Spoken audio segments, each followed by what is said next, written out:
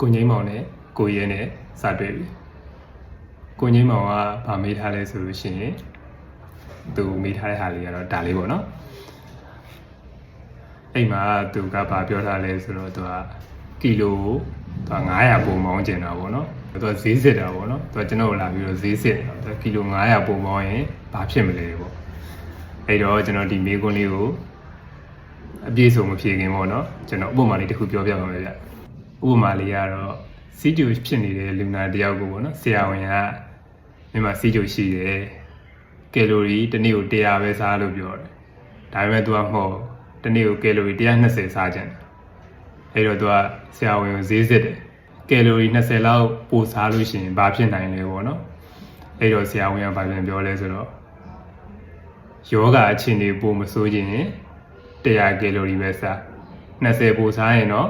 ကိုထိုင်တဲ့ကိုကန်ကိုဘာသာကိုပဲခံရမှာဒီဥပမာလေးလို့ပေါ့နော်ကျွန်တော်ကားတွေမှာလည်းကျွန်တော်စင်ပြီးစနစ်တစ်တွေကကီလို9000ပဲသုံးသင့်တယ်လို့ဒါအကုန်လုံး recommend လုပ်ထားပြီးသားပေါ့နော်အဲ့ဒါကိုကျွန်တော်တို့ကကီလို900ဆိုတာကကျွန်တော် highway တစ်ချောင်းစာတော့မရှိပါဘူးပေါ့နော်အသွားပြန်မရှိပါဘူးအဲ့ဒါပုံမောင်းမဲ့စာကကျွန်တော်တို့ကအဲ့လို engine oil အသစ်လဲပြီးမှသွားလိုက်ပေါ့နော်အဲ့900ကိုသုံးလိုက်ပေါ့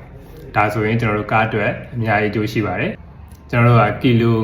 900မလဲဘဲနဲ့ပို့သုံးမယ်ဆိုလို့ရှိရင်ကျွန်တော်တို့ကိုရွေးချယ်လိုက်တဲ့ engine oil မျိုးစားကြောင်း engine oil ဂျိုးတွေဒီ engine oil ထဲမှာကျွန်တော်တို့ engine oil ဂျိုးတွေဖြစ်တယ်ပေါ့နော်အဲ့ဒါတွေကပထမတစ်ခါတော့မသိတာဒါပေမဲ့ထပ်တလဲလဲအဲ့လိုတွေလုံနေရင်လည်းကျွန်တော်တို့ engine oil ဂျိုးတွေရမ်းများလာတယ်ကျွန်တော် engine oil ကြီးတွေပိတ်လာတယ်နောက်ပိုင်းကျရင်ကျွန်တော်တို့က engine oil ကကြီးရမ်းများလာတာဖြစ်တယ်ဆိုတဲ့အတွက် engine ထဲမှာရှိနေတဲ့အစိတ်ပိုင်းတွေကိုတဖြည်းဖြည်းထိကြိုက်လာတာပေါ့နော်ကျွန်တော်ချက်ချင်းမသိတာပဲမဲ့ကျွန်တော်တို့ကအချိန်ဖန်များအဲ့လိုမျိုးလှုပ်လာရင်နဲ့ကျွန်တော်တို့ရဲ့ engine တက်တန်းကသူသတ်မှတ်ထားတဲ့တက်တန်းပြည့်တဲ့အထိအသုံးမခံတော့ဘူးပေါ့နော်ဆော့ဆော့ဥပမာလေးလို့ပေါ့နော်အကယ်၍ယောဂအခြေအနေပုံမဆိုးခြင်းရင်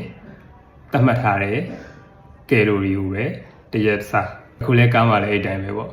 ကားကိုတက်တန်းရှည်သုံးကျင်တယ်ဆိုလို့ရှိရင်သတ်မှတ်ထားတဲ့အချိန်ရောက်လို့ရှိရင် engine oil လဲပေါ့နော်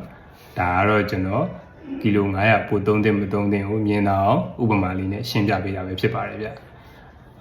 နောက်တစ်ခုကျတော့ကျွန်တော်တို့ဒီ high jet ပေါ့နော်ကီလို3သိန်းခွဲလောက်ဆိုလို့ရှိရင်ကျွန်တော်တို့ပုံမှန်ဆိုရင်တော့30-30လောက်သုံးသင့်တယ်ပေါ့နော်ဒါပေမဲ့ကိုကခိုင်းကားဖြစ်နေတယ်30-30မှာ engine oil လေးနည်းနည်းစပြောက်လာတာရှိတယ်ကျွန်တော် maintenance လည်းမလုပ်ချင်ဘူးဆိုလို့ရှိရင်တော့ကျွန်တော်30-40သုံးပေါ့နော်ဒါ30-40လေးလက်ရှိလဲကျွန်တော်တို့ဒီ high jet အများစုမှာလည်းကီလို3သိန်းကျော်လာပြီဆိုလို့ရှိရင်ကျွန်တော်အဲ့လိုမျိုးပဲသုံးကြတာပေါ့နော်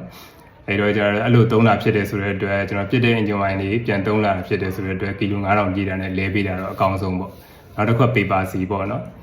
paper C ကကျွန်တော်တို့ဒီ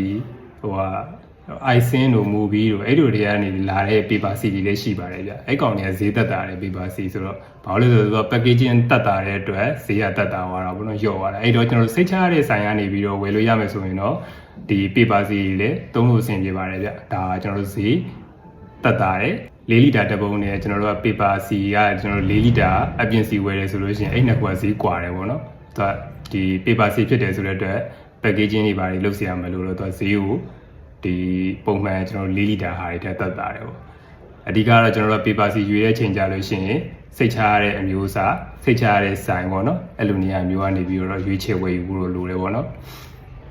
ကျွန်တော်ဒီ comment လေးကိုတွေ့တော့မေးထားတဲ့နာမည်ကိုသဘောကျလို့ပေါ့နော်ကိုငိမ့်မောင်ဆိုလို့အဲ့ဒါကြောင့်လို့ဒီဗီဒီယိုလေးနဲ့ပြန်ပြီးတော့ကိုငိမ့်မောင်မေးထားတဲ့ဟာလေးကိုပြန်ဖြေပေးတာပါဗျကျွန်တော်ချစ်လို့စားတာနော်စိတ်မဆိုးပါနဲ့ဒါဆိုရင်တော့ကိုငိမ့်မောင်မေးထားတဲ့မိကွန်းလေးကိုကျွန်တော်ပြန်ဖြေတဲ့အရာကို